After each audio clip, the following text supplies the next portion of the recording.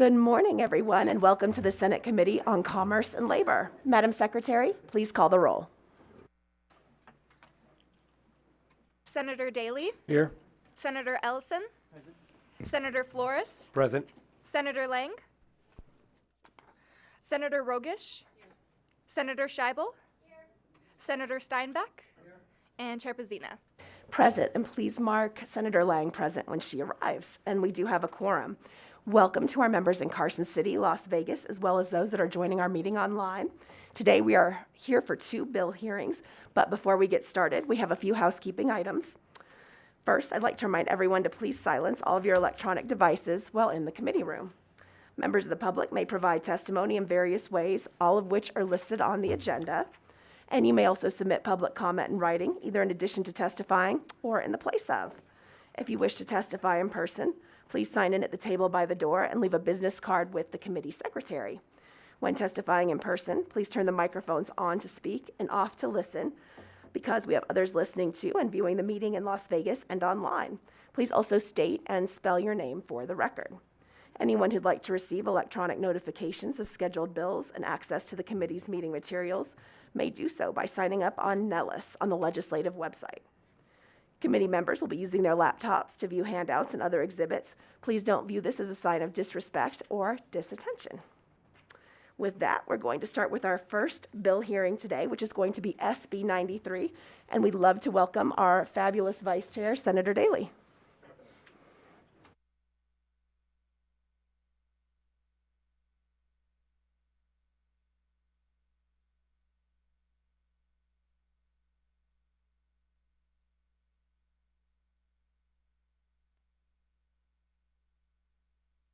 Thank you, Madam Chair, members of the committee. It's fabulous, Senator Daly. Always fabulous. Always fabulous. My name is Skip Daly. I represent Senate District 13. We're here to present Senate Bill 93. A little bit of background. This bill was, or very similar to this bill, was last session, was vetoed by the governor, but we have a few comments on that. I was asked to bring it back by the communication workers and Labor's Local 872 in Las Vegas for a variety of reasons. Many of the issues that we were hoping to resolve are still pertinent today and still need to be addressed, which is why we brought the bill back. So real quick, I'll get into it and I'll explain as much as I can. This bill was heard in Government Affairs last session, so we're happy it's in Commerce this time. So some of you have heard it, I know. My colleague who's the chair of Government Affairs remembers, but I don't think anybody else was on that committee. So anyway, with the passage under the Biden administration of the Infrastructure and Jobs Act and the American Rescue Plan, both measures included grant money allocated to the states to build broadband infrastructure. So both acts came along with strong recommendations from the then Biden administration for states to apply strong labor standards when allocating the grant funds to create good-paying jobs, local jobs in each state. The standard recommended included payment of prevailing wage, the use of project labor agreements, and family sustaining wages with health benefits. What this bill proposes to do is direct the state office, currently the Office of Science, Innovation, and Technology, who is the state agency in charge of distributing broadband grant funds allocated for Nevada, to apply a relative weight of 30% to an applicant for the grant funds that submits with its application that the applicant, and I'll explain that in a minute, the broadband service provider, or any of their subcontractors that may be performing some of the work, a 30%, a relative weight of 30% to the applicant of the grant funds that submits with its application, and any contract performance worth grant will meet the labor standards described in Section 3, subsection 2B 1 through 5, or is signatory to a collective bargaining agreement as provided in subsection 2C. So just by way of explanation on where we're trying to get to with that, when you apply for the grant, anybody can apply for the grant. I could apply for the grant if I wanted to. At some point, I have to partner with a service provider. Somebody actually has to be able to provide the services for the broadband connection. And then they will generally subcontract some of the construction work for the what's called the middle mile, which I'll explain in a minute, to that. So that's when you talk about you have an applicant would have to meet these labor standards, and an applicant sometimes is going to also be the service provider. They would have to meet the standards, and anybody that they would subcontract to perform work on the project would have to meet the labor requirements. If they do all of those things, then they'll get the 30% in the application, in the scoring process on the grant application.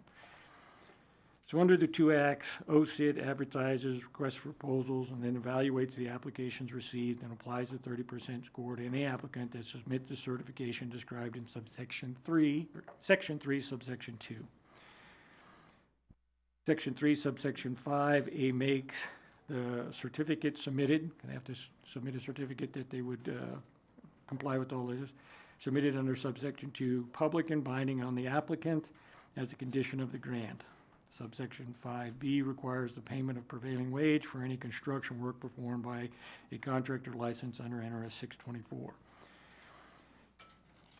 And as I said earlier, the reason for the distinction stems from the way broadband is typically built. Generally, broadband service providers will self-perform the work for which that is called the first mile. So your broadband service provider, whoever that is, AT&T, Cox, whoever it might be, they generally do the first mile and the last mile of the project, which is where all the connections and the technical portions of the work is done.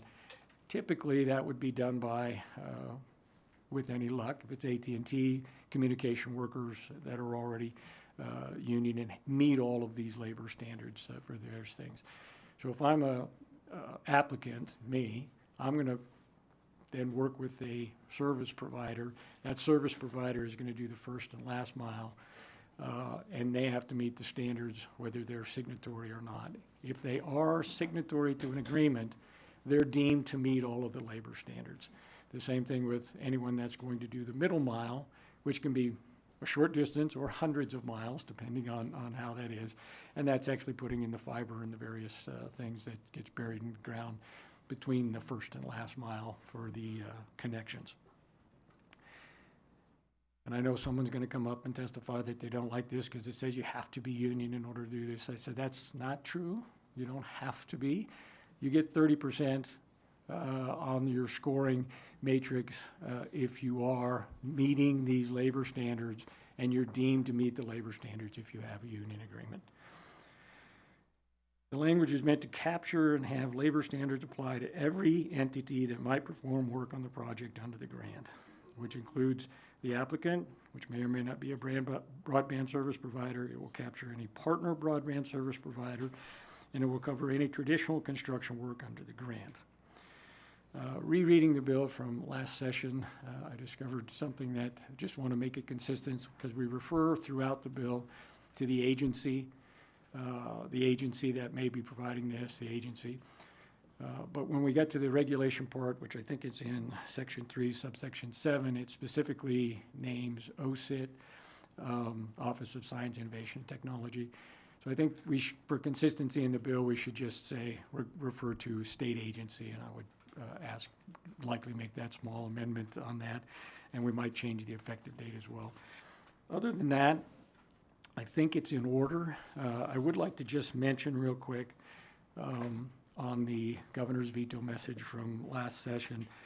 And in his message, he says it would dramatically increase the cost of broadband projects in every part of Nevada, to which I disagree, right? I don't know that that's true. You can make that assumption. People make that claim all the time whenever you're going to say, oh, you're going to have to use pay prevailing wage or use a union contractor. And then he also goes on to say the workforce necessary to meet the requirements contained in this bill does not exist in rural areas across the state. Again, anecdotal, it's untrue on that. We want to try to develop that workforce, which is what this bill is meant to do, which is what the recommendations from the administration was to try to make sure that you were building and having that workforce at fair wages and standards in good conditions. And I would just say, I mean, large projects been built in the rural part of the state by under union agreements for decades. I personally worked on the Valmy Power Station back in the late 70s, early 80s. All union work.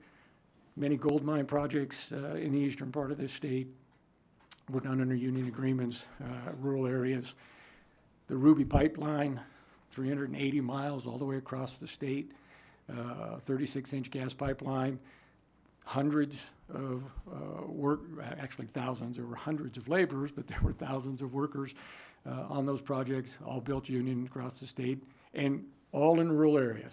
I mean, you didn't really go through any towns on that. They had spurs that came into the towns, but it was all in the outlying areas.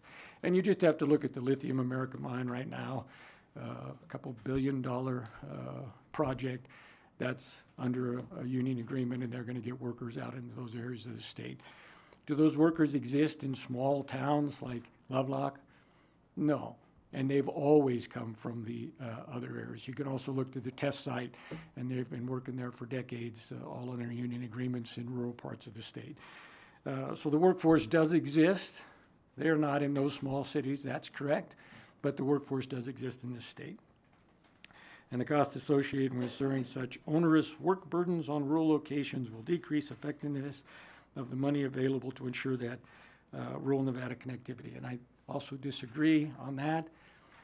The other thing that comes with, you know, high labor standards, good wages, you get higher quality people that are more productive, and the work gets done efficiently and effectively if you have those standards. And you know, we just saw what happened with the project that wasn't an OSIT project, a broadband project at Lovelock, where it was a lowball contractor that didn't have these standards, and basically took off with $9 million of state money. We may or may not recoup, and the broadband service in Lovelock is not being put in. So with that, I'm happy to answer any questions. I just did want to make it clear that what we're trying to do here is to help Nevada workers, Nevada families, and to get the broadband actually placed and out into the rural counties for that connectivity, which is also a very important goal, and what the main driver of the money being granted from the federal government was for. So with that, happy to answer any questions. Thank you so much, Vice Chair Daley. Always fabulous. A great presentation. Do we have any questions from the members? Senator Rogich. Thank you, Chair. I actually have two questions, if possible. First one, and thank you, Senator Daly, for the presentation. Does the federal government require an applicant be a signatory of a collective bargaining agreement? No, Madam Chair, Skip Daly again for the record. Remember to do that when you present as well. Thank you. No, there's no requirement under this that you're signatory to a collective bargaining agreement. This just requires that you meet certain labor standards, and if you are a signatory to collective bargaining agreement, you meet all of those standards, and you're deemed to meet that by that fact. But it's not required. It wasn't required in the federal statute with the grant money, and it's not required in this. You just get a better score if you do. Thank you. And my second question is, what percentage of Nevada workers will a broadband company be required to train and hire under the provision that an applicant must primarily employ or conduct a program to promote the hiring of Nevada workers? Well, and thank you again, Skip Daly, for the record. What percentage of the workers will they have to train? Different companies already have their workforce. I know AT&T and companies like that are working with the CW. They have ongoing training programs and are developing the workforce as they go. They have access to not only local workforce, but if they have to on bigger projects like the ones I was talking about, they can resource to other areas of the country, to other local unions and various things to get people. But if we don't put some things in place that require people to develop that, some of those limitations get put into place. Coming from construction, and I'm going to relate it to construction, and I know my colleague from Northern Nevada, who's a licensed plumbing contractor, has made these very statements when it comes to some of these things, is If you have a bigger project and you're a contractor that doesn't have access to a hiring hall, a trained local workforce, and then that local union has access through a network across the country of other trained workforce and various things. If you're a smaller contractor that doesn't have access to that, you're constantly saying, can I bid that job? Can I get the workforce I need to build that job? Where's my resource to get that without having that network that's established through the collective bargaining side of it? They don't have access to it. On a issue like this, if they want to get that, they could get access to that by working with the union on that. They don't have to, though. And how many people they would have to train, case by case, the CWA would come to the aid of any contractor that's getting it if they want to work with them. So with the construction side of it. So.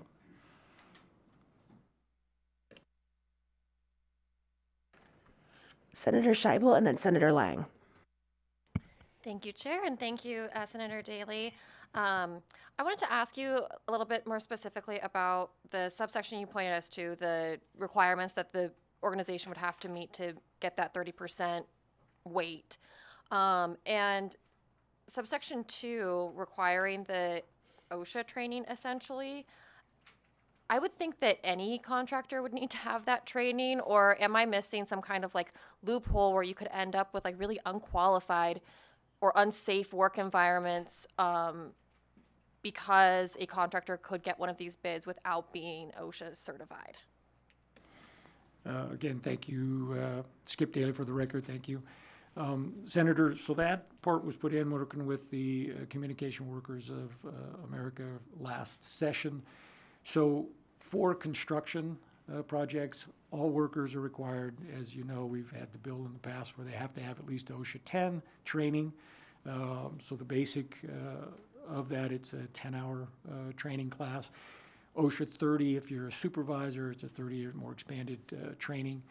On the portion that would be the first mile, last mile, not typically covered by the construction standards and various things, that's why that requirement is in there, that they have to have this for that. Construction companies are going to meet it, non-union, union.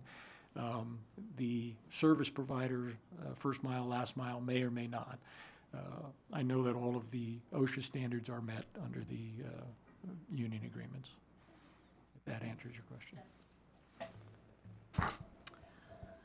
Good morning. So I really agree with this bill. I like this bill. I, know that highly trained union labor is really important. My question relates to the finances. So does the state already have this federal money? Skip Daly again for the record. Thank you for the question. My understanding is, yes, that the state has the money, and when it came in, the interim finance committee, I believe, directed it and sent it to the office, OSIT, Office of Science, Innovation, and Technology. They currently have custody of it and are in the grant, accepting grants and various things. My understanding from having talked with OSIT, they came into the interim committee on growth and infrastructure, that they had some planning and some various things that had to be done. They had to identify projects. They had priorities on where they wanted to go, especially to government buildings in some of the rural areas. And that's how they were designing what the grants were going to go out. But my understanding is, yes, the state has the money, and it's housed currently in OSIT. And I ask this question only because the federal government is making so many drastic changes that I want to make sure that our state is able to do this. Skip Daly again for the record. My understanding, my understanding is that yes, the money is been allocated and granted to the state, and then we have to then follow the law as we send out the grants and spend the money. Senator Steinbeck? Thank you, Thank you, Chair. Thank you, Senator Daly. Two questions for you, sir. Following up on the last question, is there a performance period on that grant money? Is there a time that it has to be completed by? Skip Daly again for the record. I do not know the answer to that question. I know we could probably go back to the two bills that were passed and then the money that was granted out. But I don't know if there's a timeline that it has to be completed by. Okay. And then, second question, this bill would not only address that money, but it's also for future grants. Is that correct? No, I believe it would just apply to the money that's been issued under the Infrastructure and Jobs Act and the American Rescue Plan, both. If there was, Okay. if there was future money, the way I read this, it applies to both of those. And if you read all the findings in the declarations at the beginning, it talks about those two acts. So Yes. if there was another shot of money that came in under a different piece of legislation, we would hope that it would be applied, but it wouldn't be required. Okay, so it's specific to just those two. The way I understand and read the legislation, yes. Thank you, sir. Thank you, Chair. Senator Ellison. Thank you, Madam Chair. Mr. Daly, I got several questions on here, and I've got a lot of them answered just now. But any kind of a federal job, any federal job right now, they come out with the standards already. So the contractor is going to bid that job, they got to qualify it just like anybody else. And I'll give you an example. One of our contractors in rural Nevada, like I&E, he's probably done more data lines from on I-80 than probably anybody. They do good work, they're highly qualified, highly trained. I mean, these guys do great work in a large company. But I'm looking at some of the standards in here. Can you tell me, is this going to be, it's going to be either private contractors or union contractors, or Skip Daly again for the record. Union contractors, non-union contractors are both private contractors. Just wanted to say that. This process, they give the money to the state. The state determines which projects they want to go forward with and which ones have the highest priority. Then they would advertise that, and it's similar to a bid, but it's not exactly. So they're going to put in an application under the grant application process. In that proposal, there's going to be criteria that have been set out that they need to meet on how they're going to score the applicants that put that in. So it's not the same as bidding, although the applicants are going to go in and say, this is what you want to do, and I can do it for this much, so I would request a grant of X million dollars to perform the work that you're talking about. So it's almost like a reverse type of a thing. They're requesting the grant, and the state would give them the money and dole that out.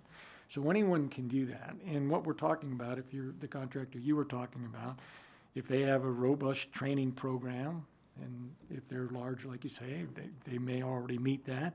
If they have safety training, including the OSHA and the drug testing policy, I've seen many companies that just don't have the drug testing policy. They don't want to do it for whatever reason. Requires the work performed by the applicant, that they're directly employed by the employer, so you're not using a leasing agency and non-trained workers, I just need bodies. You don't want those types of things. As a program to try to hire workers in underrepresented communities and local workforce. So those are the requirements that are there in 1 through 5. And large reputable companies, like you're saying, would meet all of those. And they would put in a certificate that says we meet all of these things. And if that's substantiated, then they would qualify for the 30%, even though they weren't maybe signatory to a union agreement. I just wanted to get that on the record and make sure that it's open to anybody and everybody, as long as they qualify and they've got the insurance and the bonds and the people. That's what I'm looking for. Thank you very much.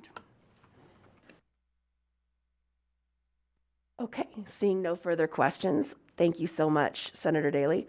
We are going to open up for testimony in support here in Carson City. approach the table if you'd like to testify in support.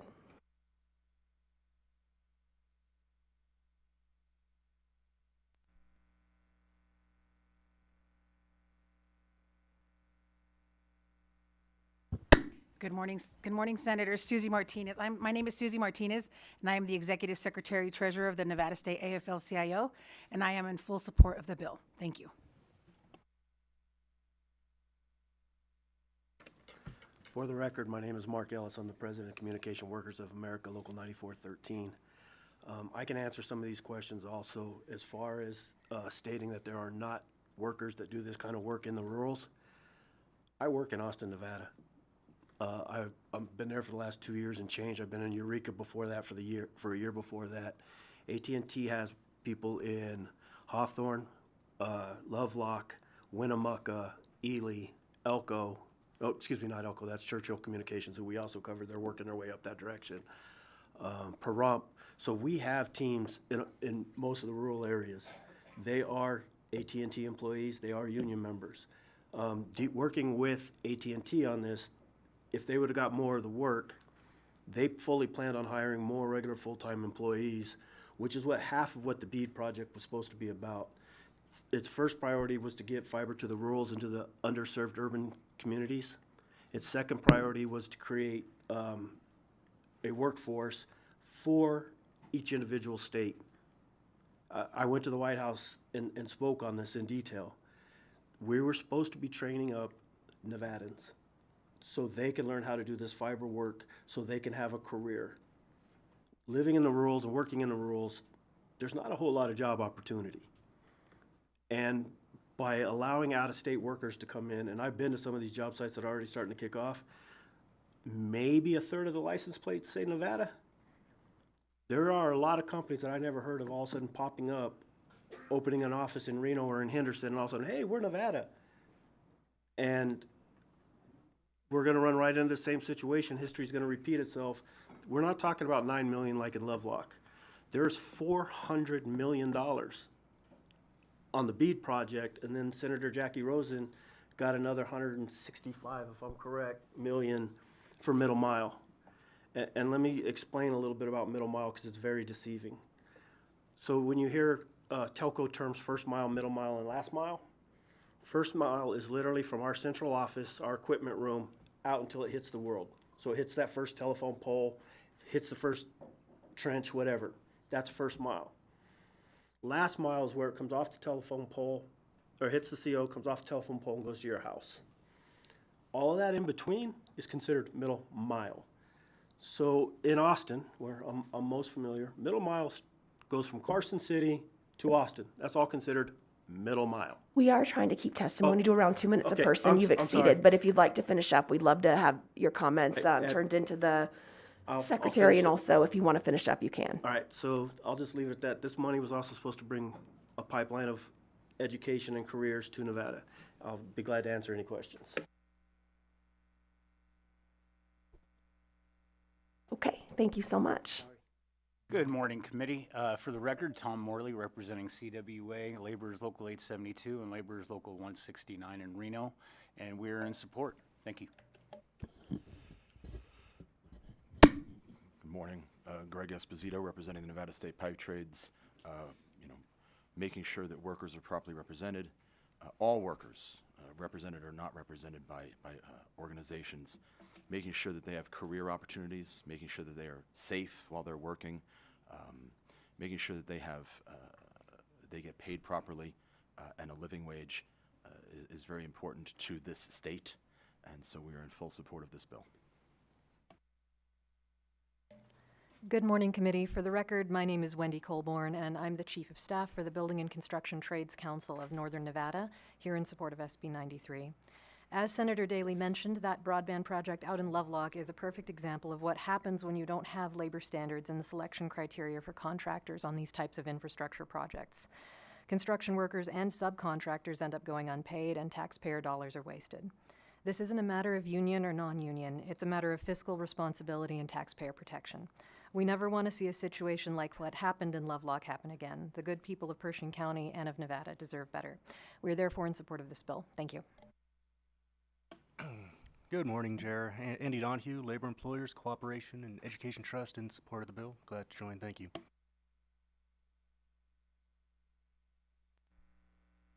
Thank you so much. I don't see anyone in Las Vegas. Broadcast, do we have anyone on the phone lines in support?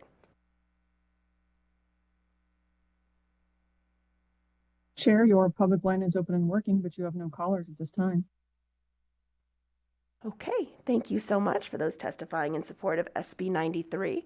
We are now going to close out support and open up opposition. Please come to the table here in Carson City or in Las Vegas. Good morning, Chair Pizzina and members of the committee. Warren Hardy, it's a pleasure for me to be in front of this august committee this early in session, and particularly addressing one of the fabulous Senator Daley's bills. Certainly labor standards are nothing we have any opposition. Did I mention I represent the Associated Builders and Contractors of Nevada? Certainly labor standards are nothing we have concern with, and I think a lot of the things that were addressed by the Senator are important and should be included in as prerequisites for this bill. Our concern is the 30% benefit that you have for being a union outfit. That type of precedent is troubling to us, and not just us as a non-open shop, non-union sector of the community, but there's a couple of things in here that I believe work at cross purposes with each other. If we're trying to get Nevada workers to work, somewhere between 85 and 90% of the open shop of all contractors work open shop, are not affiliated with unions. And when you take that down to women, minority, small women, minority, veteran businesses, they're almost exclusively non-union. So there's two things that work at cross purposes together in this bill. The first, the programs to promote the training and hiring of workers from underrepresented communities. That group is significantly open shop, non-union. They're not affiliated with unions. They don't have collective bargaining agreements. So we're working at cross purposes if we're really trying to provide work for those folks, and then closing the door because there's a 30% requirement. There's a requirement to, if you want to benefit from the 30%. So that's our primary concern, Madam Chair. The rest of the bill with regard to labor standards, we have no objection to, but we think in Nevada, all Nevada construction workers should be treated equally and fairly and have an equal opportunity to pursue government projects without regard to their union affiliation. Thank you. Good morning, Madam Chair, members of the committee. Paul Marakin with the Vegas Chamber. Good morning. The Chamber it has concerns regarding SB 93, and we do want to thank the bill sponsor for meeting earlier this week on this bill. Thank you, Senator. Regarding the Chamber's opposition or concerns, it's pertained to Section 3, subsection 2. We do have members and partners of concerns with some of the standards that are being dictated. They do believe that should be done between the union and the business on an individual level in terms of collective bargaining efforts. And just want to clarify, and I appreciate the conversation about OSHA. As you know, OSHA is very robust in Nevada. We have Nevada OSHA, and they do a phenomenal job with outreach and training for both union and non-union employees. They treat them the same, and so they are very robust in those efforts, and we appreciate their prerogative to ensure that employees are always safe on the jobs. Thank you, Madam Chair. Appreciate your time today. Thank you, Madam Chair. Alexis Motorex with the Nevada Chapter Associated General Contractors. We share the same concerns expressed by Mr. Hardy. Thank you.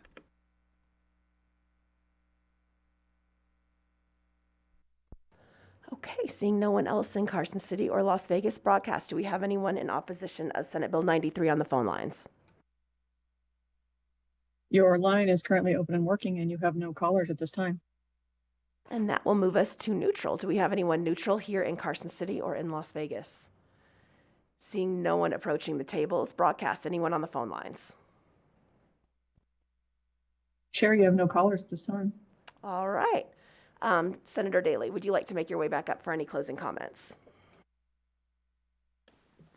Thank you, Madam Chair. Again, Skip Daley for the record. Just one quick comment. My friend from CWA mentioned BEADS. That's an acronym. I told him to let them know what that stands for so they can get your minutes correct, because I don't remember what it stands for either. Anyway, in regard to the things in opposition, every single one of the contractors that my colleague, friend, and former senator was saying, and same thing from the Northern Nevada AGC and the Chamber. Those contractors, if they meet the requirements, they do all of those things. They can get the 30% the same as anybody else. It's not dictating that people have to be union or non-union. And if those underserved communities are represented in that, and that's who they want to subcontract with, and they can certify and say that these are the partners we're working with, they'll meet that criteria, and off we run. So I'm not seeing some of the hurdles that they want to, throwing spaghetti at the wall, seeing what sticks, but I don't think it's going to make the mark. So that's it. Thank you. Thank you so much, Senator. And with that, we will close the hearing on SB 93 and open the hearing on SB 9. We'd love to welcome Administrator Weeks to the table, as well as her co-presenter. Thank you.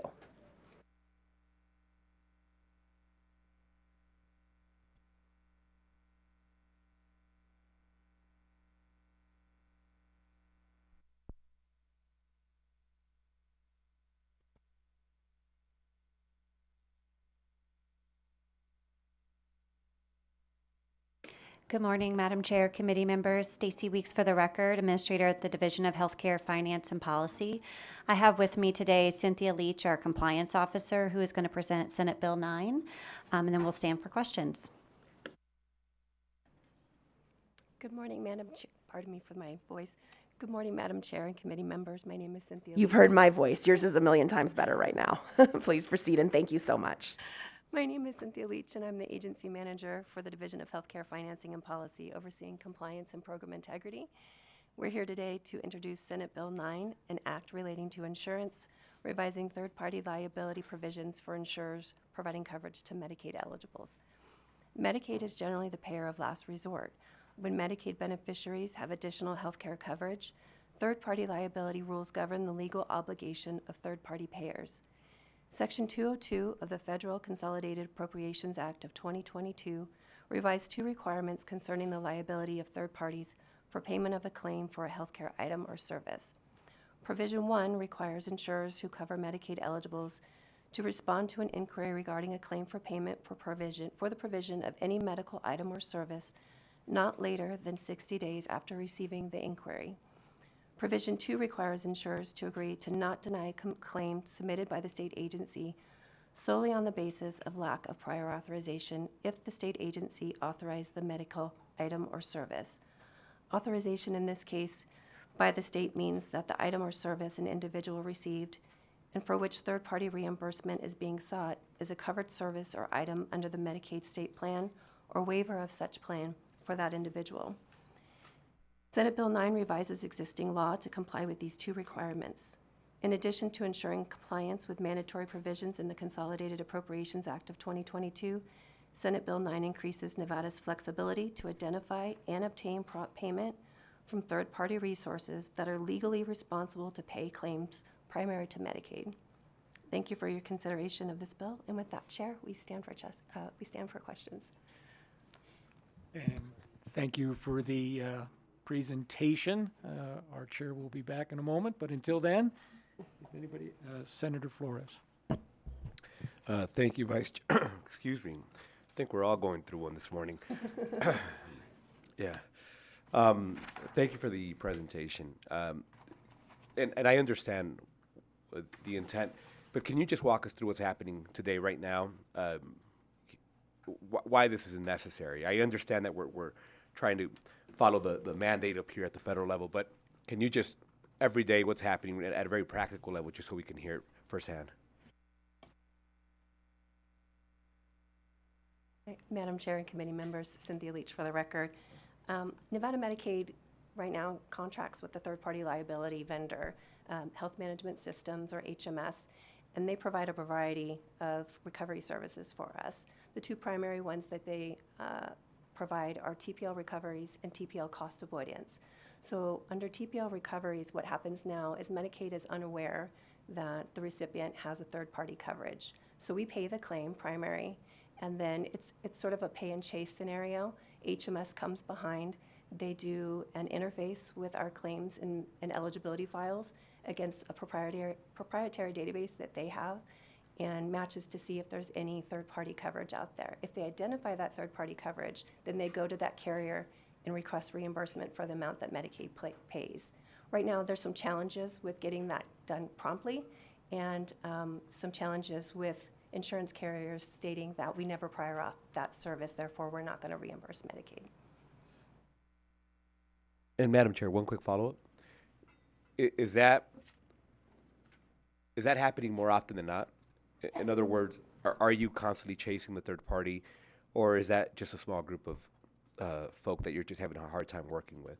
Or do you find that that's always the case when there is a third party that you're just constantly chasing? Madam Chair and committee members, Cynthia Leach for the record. For that piece of the solution that HMS provides for us, that can be a challenge. They also provide another service called TPL cost avoidance, and in that scenario, we know up front that the recipient has third-party coverage. We do an exchange with our eligibility file in their database. They find if there's a TPL segment on file, they give that record to Nevada Medicaid. We upload it in our database, and when a biller bills the service, they can see up front that the member already has a third-party insurance coverage, and they will bill them appropriately. So for that scenario, it's not necessarily a challenge. It's really just for the TPL pay and chase recovery. Thank you. Thank you, Madam Chair and Vice Chair. Thank you so much. Do we have any further questions from the members? Senator Steinbeck. Yeah, thank you, Chair. So how would this change for the patient? What would be the difference? Madam Chair and committee members, thank you for the question. Cynthia Leach for the record. The recipient should see no difference. Okay. This is all happening behind the scenes. They wouldn't have additional stress about how the cost is being taken care of. It's all on the backside. Exactly. Okay, and one follow-up. I'm sorry, what is TPL? Third-party liability. Thank you.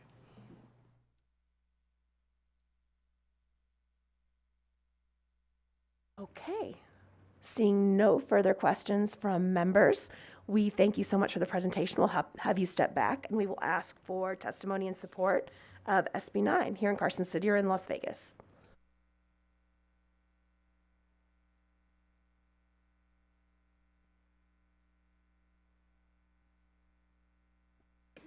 Good morning, Chair and members of the committee. My name is Carissa Pierce, and I work with the Children's Advocacy Alliance.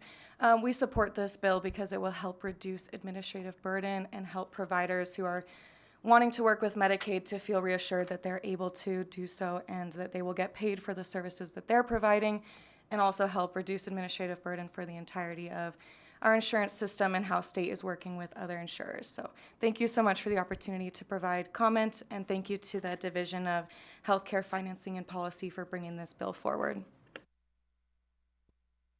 Thank you very much. Do we have anyone else here in Carson City or in Las Vegas in support? Broadcast, do we have anyone on the phone lines? Chair, your public line is open and working, but you have no callers at this time. All right, that we will close out support of SB 9. Do we have anyone in opposition here in Carson City or in Las Vegas? Broadcast, anyone on the phone lines in opposition of SB 9? Chair, you have no callers at this time. All right, let's see. Anyone in neutral here in Carson City and Las Vegas? Broadcast, back to you. Anyone on the phone lines? Chair, you have no callers at this time. All right, that will close out neutral on SB 9. Would the administrator and the presenters like to come back to the table for any closing comments?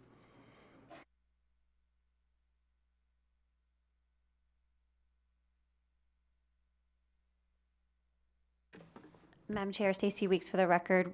We don't have very many comments other than thank you for hearing this bill. It's very important for federal compliance, and hopefully it will make our work much easier when we're trying to recover insurance payments that actually should have been covering these services and not the state. So thank you. Thank you both so much for presenting this morning. And with that, we will close the hearing on SB 9. And we will open public comments. Members of the public can provide public comment in person, by phone, or submit written public comment to the committee's email. Instructions for providing public comment can be found on the agenda, including call-in information. We look forward to hearing your comments and just ask that you keep them brief to avoid repetition of previous speakers. Due to time constraints, we may have to move on to the next person. In such a case, please send your public comment in writing to the committee's email address. And finally, clearly state and spell your name for the record. We'll begin with public comment for those in physical locations. So let's get started in Carson City. Would anyone like to make public comment? Okay, I don't see anyone in Las Vegas. Broadcast, let's check the phones. Anyone for public comments? Chair, your public line is open and working, but you have no callers at this time. Well, it looks like our record of being incredibly unpopular for public comment stands. With that, that concludes our meeting for today. We'll have a break before our next meeting. We'll not meet this Friday or on President's Day on Monday. Instead, our next meeting will be on Wednesday, February the 19th at 8 a.m. And with that, have a wonderful weekend, and this meeting is adjourned.